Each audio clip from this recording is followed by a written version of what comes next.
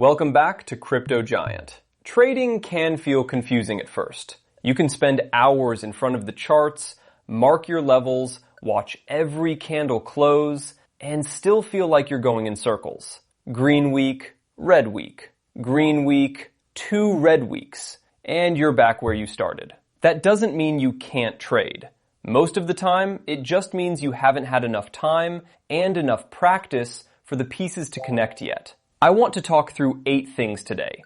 Some of them are about the charts. Most of them are about how you actually operate as a trader, how you size, how you track, how you handle being wrong. These are the things that separated the years where I was spinning my wheels from the years where I was making progress. And I'll be honest with you up front, I still catch myself slipping on some of them. Let's get into it. Lesson 1. You know the lines. You don't yet know the reasons. Almost every struggling trader I speak to has the same gap. They can draw support and resistance. They can name every pattern. Ask them why price moved, and there's nothing there. That's the gap. A level is not a magic line. It's a place where a lot of people made decisions in the past and where a lot of people are likely to make decisions again. If you don't understand what those decisions are, you're just drawing shapes. Let's put it on a chart. Here's a double bottom. Price drops into this area, gets bought up, turns back. That's our support. Price rolls over, comes back down, taps the same area, and turns again. 2 lows, roughly the same price. Textbook. Now, most people stop right there. Pattern spotted, trade taken. The question I want you asking is what actually happened on that second low? Did price arrive there slowly, with the candles getting smaller and smaller, running out of steam? Or did it come crashing in with one huge red candle and then snap straight back up? Because those are 2 completely different stories. Small, shrinking candles into the level tells you sellers are losing interest before they even get there. A violent flush that gets bought back within a single candle tells you someone was waiting there with size. Both can produce a double bottom on the chart. They're not the same trade. Same logic to the upside. Price rallies into resistance, gets rejected, comes back a second time, and makes the same high. What did the second push look like? Did buyers arrive out of breath, or did they slam into a wall of sellers? Who was more aggressive at that level? That's the whole question. You can extend this to everything you look at. Why is Bitcoin breaking this level today when it held it 3 times last month? What changed? Is there a funding flush, a big spot bid, an ETF flow, a macro print that moved the whole risk market? Forex traders have their CPI and their central bank meetings. We have ours. If you have no idea what's on the calendar and no idea what's driving the tape this week, you're going to keep getting surprised. Once you start asking why on every single move, not just the ones you traded, the chart starts to read like a story instead of a puzzle. Lesson 2. Control what's actually in your hands. I used to try to control the outcome of trades. I'd enter, and then I would need it to work. I'd move my stop to give it room. I'd add to it to make the average better. I'd sit there willing it to go my way. You can't control the outcome. You never could. What you can control is a short list. How much you risk on the trade, where your stop goes, and whether you actually respect it. Which trades you take, and which ones you let go. Whether you follow your own plan. That's it. That's the whole list. Once you accept that the market decides the rest, something changes in how a trade feels. I don't sit there emotionally attached to whether one position wins anymore. I care about 4 things afterwards. Did I follow the plan? Was the size right? Was this trade actually on my list of setups? And did I execute it the way I said I would? And that includes winners. You can make money on a trade you should never have taken. That's not a good trade. That's a bad trade with a good result. If you don't separate those 2 things, you'll keep repeating the bad trade until it finally costs you. Hesitation lives here too. If you're frozen at your entry, unable to click, ask yourself why. 9 times out of 10, you're too big. The size is scaring you. Cut it in half, and the hesitation usually disappears because now the outcome doesn't matter enough to freeze you. Lesson 3. Track your trades and track them with intent. This is the one I wish I'd started years earlier than I did. Most traders don't record anything. They open the laptop, click some buttons, close the laptop, and the day is gone. Ask them what they traded 3 weeks ago and why, and there's nothing there. No notes, no reasoning, no data. Here's the routine I run, and I still run it after all these years. Before I trade, I write a plan. What am I watching? Why am I watching it? What are the levels? What are the scenarios? If it does this, I do that. If it does the opposite, I do nothing. What happened yesterday? And what does that mean for today? Because the market doesn't reset overnight. Then I do a quick check on myself. Am I annoyed about something? Did I miss a clean move yesterday and am I now itching to make it back? Write that down. Naming it takes most of the power out of it. Then I trade, and I take notes while I trade. Not after, while. Then, when I'm done, I go back through every trade and I ask one question. Did this trade belong to my plan, or did I just find a reason to be in the market? The first time I did this properly, I found something uncomfortable. There was a huge gap between what I'd written in the morning and what I'd actually traded. I'd see something moving somewhere else, jump on it, and give back a good day, over and over. And the reason was always the same. I was chasing money, not executing a plan. You can't fix a pattern you can't see.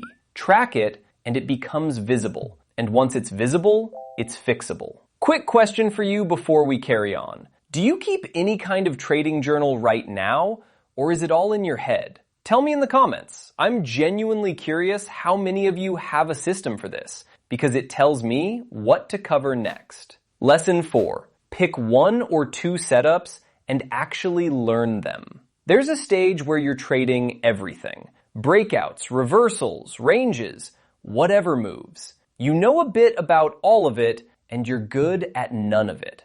Narrow it down. Take one setup, say a level rejection on the higher time frame, a candle reaction into it, then a trend change confirmed on the lower time frame before you enter. Fine, that's your setup. Now write it down properly. What market conditions does this need? Does it work in a trending market? A chopping market? Both? What is my exact entry criteria? What has to be true before I click? What is my exact exit criteria? Where's my stop?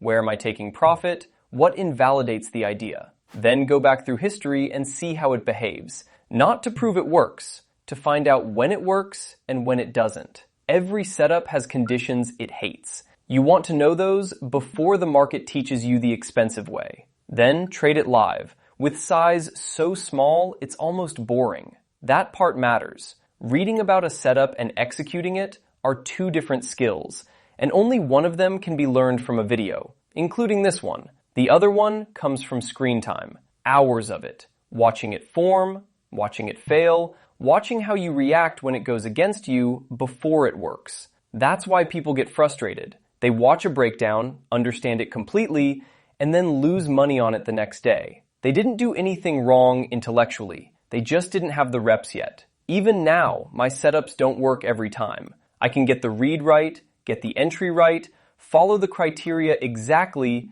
and the trade still fails. That's normal. A setup is an edge over 100 trades, not a guarantee on the next one.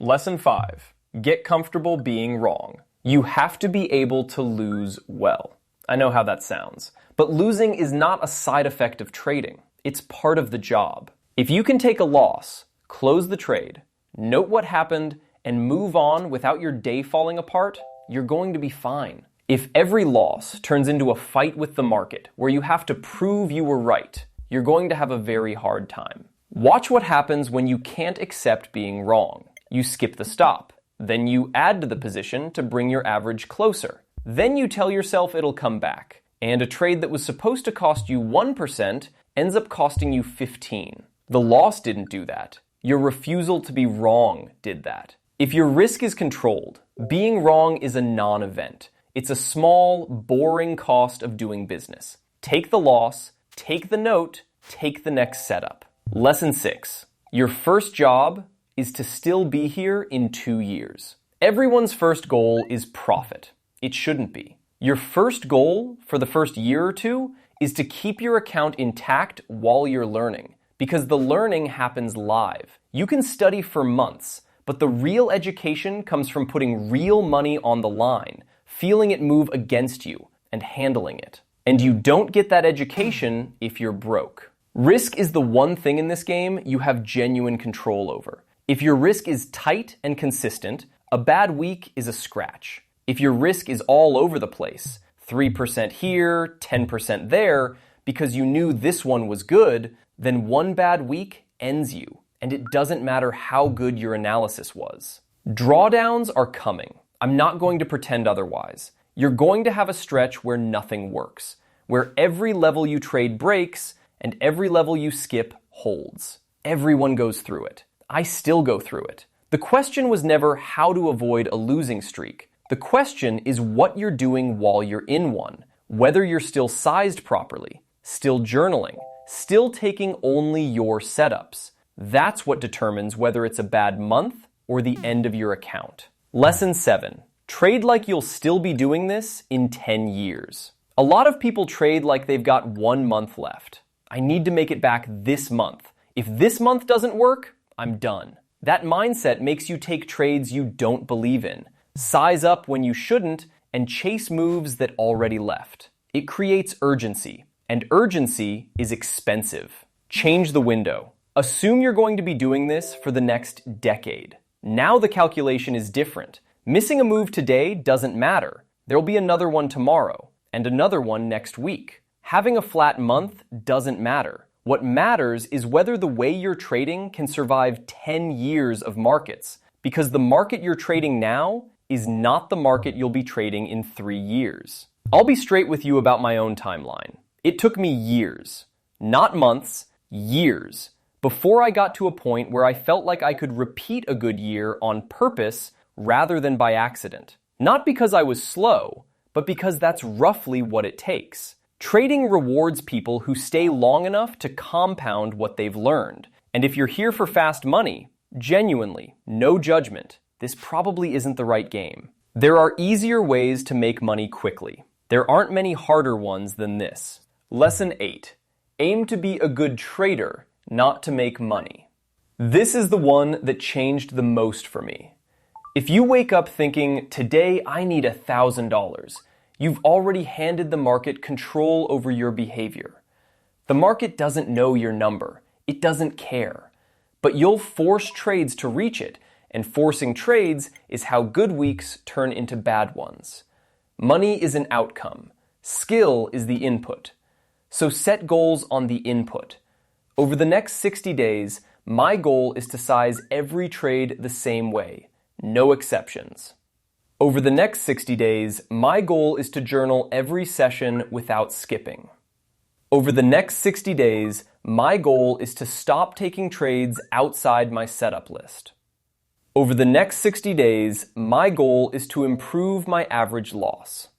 Those are goals you can actually control, and every one of them, if you hit it, makes money more likely. Not because you chased it, but because you stopped doing the things that were bleeding it. Trade well and profit follows. Chase profit and you tend to get neither. If trading feels hard right now, that's not a signal to quit. It's usually a signal that you're still in the part where the work happens and the results haven't arrived yet. Everyone who ends up good at this spends a long time in that gap. 2 things before you go. In the comments, tell me which of these 8 you're weakest on right now. Be honest about it. I read them and they decide what I make next. And if these lessons are useful to you, hit like, subscribe, and turn on the notifications bell so you know when the next one lands. You can also follow along on Telegram for chart updates between videos. Don't rush this. Sit with it. Work through it on your own charts. And I'll see you in the next lesson.